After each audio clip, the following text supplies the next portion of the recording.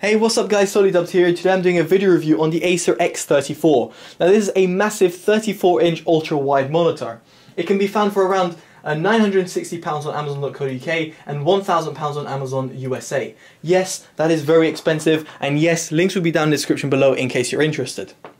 Let's talk about specs. It's got 34-inch running at 3440x1440p. That has a native resolution of 60 Hz. It can be overclocked to 100 Hz via the Acer's OSD. It has a IPS panel with a quoted response time of 4 milliseconds G to G. It has a HDMI and a DisplayPort input.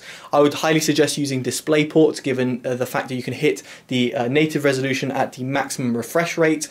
It's got NVIDIA G-Sync as well, which is great for eliminating tearing. It's got 4 USB 3.0 ports found on the left-hand side of the monitor, and it's got ambient light, which is found underneath, which I'll show you in just a bit. And finally, it's got a 3.5mm jack output for your audio.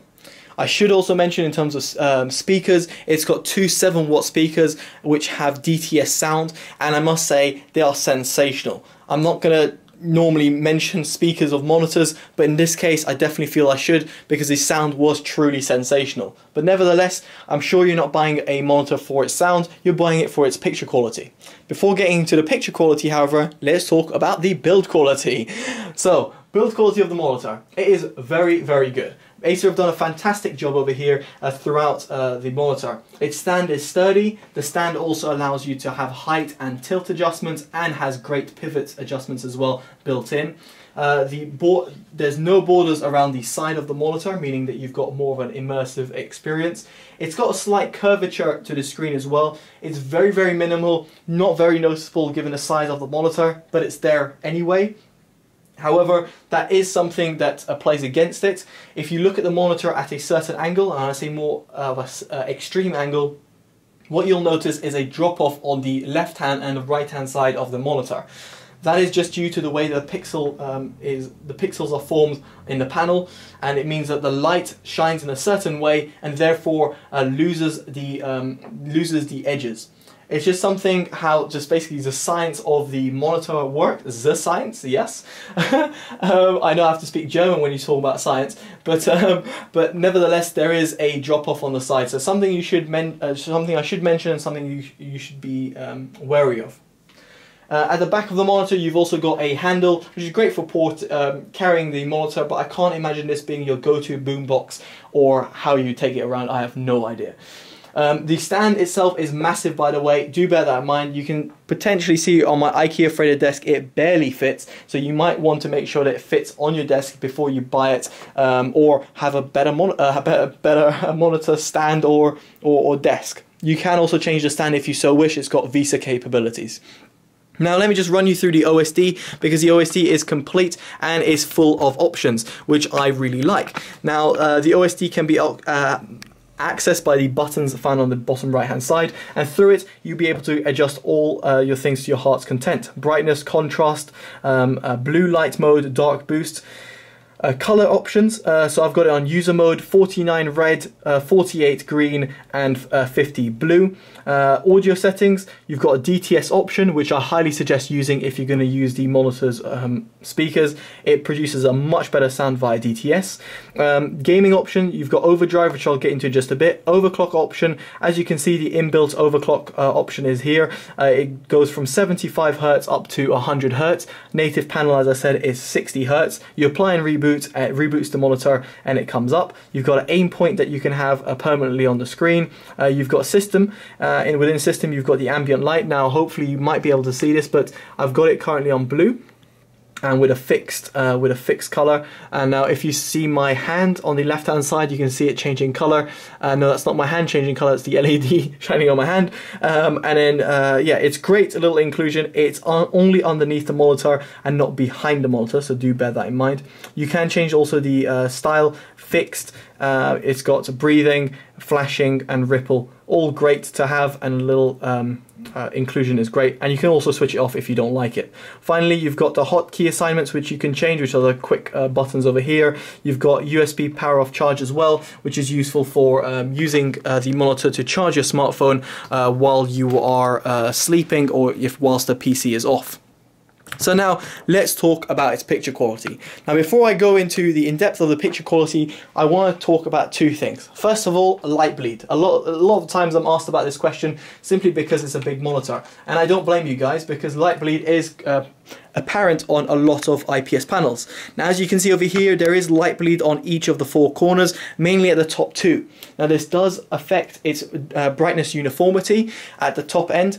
It means the monitor isn't as accurate at the top as it is in the center. So if you're going to do color and photo editing, then you might want to make sure that you've got your image in the center rather than in the corners.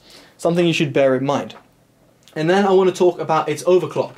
Now the overclock works at 100 Hz flawlessly. As you can see by the UFO frame skipping test, it passes at 100 Hz and doesn't have any frame skipping, which is great. Some monitors have frame skipping even though they're advertised at a refresh rate, and unfortunately that's not the case for the Acer.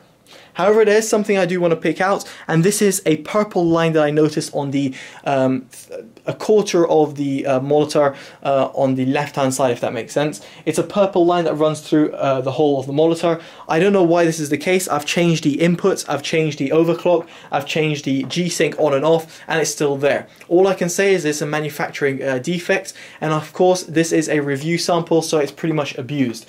So I don't really know what the cause is of this, but it's something I thought I should mention. The reason I thought I should mention it is because it's a £1,000 monitor, and that type of problem normally I would expect to potentially happen on a cheaper monitor, and even then it's something I would still pick out. So given that we're talking about a £1,000 monitor, it's definitely something that you should be wary about before buying it. Is it quality control problems? Is it because of the jack that's been wriggled about constantly because of reviewers? God knows, but it's something I should mention. Now its panel, it has an IPS panel, and I must say it's beautiful. Viewing angles are fantastic as you'd expect with an IPS panel, but the color accuracy, the contrast ratio is what I really love. It's really deep in terms of its contrast ratio, the white point is accurate, the deep blacks are black, and the colors are full of color. That sounds kind of stupid, but you'll be surprised at the number of IPS or even TN panels that I've come across which just have kind of a washed out tone. This is not the case with the X34. It looks beautiful. It reminds me of my Acer XF270HU, which I use on a daily basis, and gotta say, very impressive out the box. I didn't need to calibrate it, other than you see the options that I went through on the OSD with you. Other than that, I haven't used any sort of calibration software.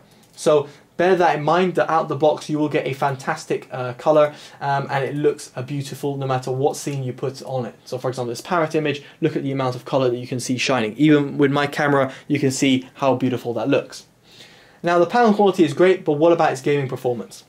Now I put it through some Counter-Strike, as I normally do, just because I like testing a certain part of Dust 2 and seeing how it performs. Now the timer's going to run out, so I'm going to have to respawn. But just talking about Counter-Strike, I must say, in terms of the wow, that spray was terrible. In terms of how well the monitor responds. So first of all, let's talk about input lag. The input lag of the monitor is a little bit slow. It's not up there with some of the best gaming monitors. I would say it's just a little bit too slow to be really considered as a competitive gaming monitor. However, input lag won't bother that many people when it comes to more casual games, or if you're looking at a game like an RTS game, MMORPG, a MOBA or anything like that, you won't have that much of a problem. So input lag is a little bit of a hit and miss. Response time is also, again, a little bit of a hit and miss. It's not super fast, neither is it super slow, it's just hitting the mid-ground. Now, I want to talk about the ghosting because it is very much hand in hand with the response time. On off, the response time is really slow. On extreme, the response time is the best that it can get to. However, you can probably notice there's a lot of ghosting that occurs on extreme. So yes, you might get a faster response time, but unfortunately, due to the amount of ghosting that's occurring, the inverse ghosting, shall I say, then it just makes the monitor unpleasant to look at. So if you're going to use the monitor, I would highly suggest using it on normal mode, and then expect not to get the best response time on monitor, but neither to get too much inverse ghosting. It does still occur at normal mode, but it's negligible, so you can live with it. So where would I suggest these? Should I suggest the monitor being used? Well, I wouldn't suggest it for competitive games like Counter-Strike. With that said, if you are someone who's playing Dota, League of Legends, or something like that, then it's absolutely no problem. Again, a game like Overwatch wouldn't suit you. A game like Rainbow Six Siege would. You would need a good input lag for a game like Rainbow Six Siege, but nevertheless, you could get away with it if you're more of a casual player rather than a competitive player. So that's what I would say. The monitor sits in a little bit of a weird situation where you can't really use it for competitive gaming, but you could try if you really wanted to.